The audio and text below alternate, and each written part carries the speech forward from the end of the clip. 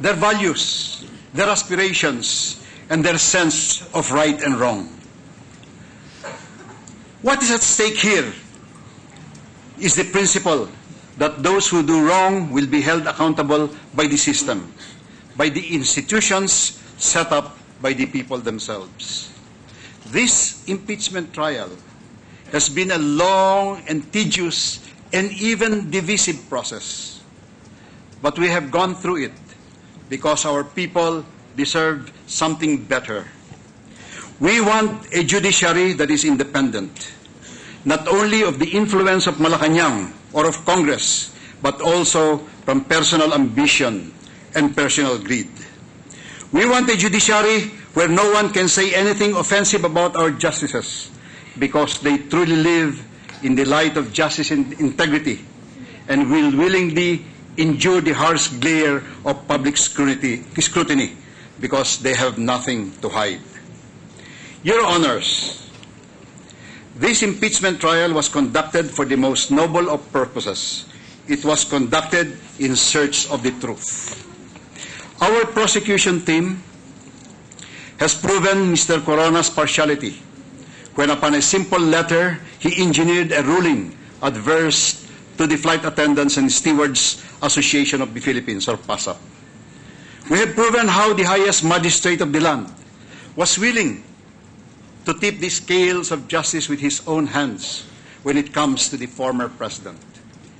When Mr. Corona handed down a TRO, effectively allowing Mrs. Arroyo to leave the country, the nation uttered a collective cry of outrage because the very spirit of public accountability was coming under attack by no less than the Chief Justice, the highest embodiment of justice in the land.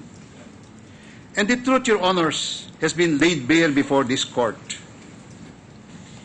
Yes, I have heard all the arguments, the legalese about these laws. But Mr. Corona himself has admitted to having amassed $2 million. That's a lot of money, Your Honors, and 80 million pesos in cash. Although, as shown by the evidence, the amounts he has illegally amassed are much more, none of them found their way into his assets, statement of assets, liabilities, and net worth. He has given nothing but glib excuses for why he did not account for them. Your Honors, even as an ordinary individual, a man of common sense, I cannot really understand what is the value of a SAL-N that wherein the bulk of one's properties and assets are not disclosed. What's its value? Just a pro forma thing.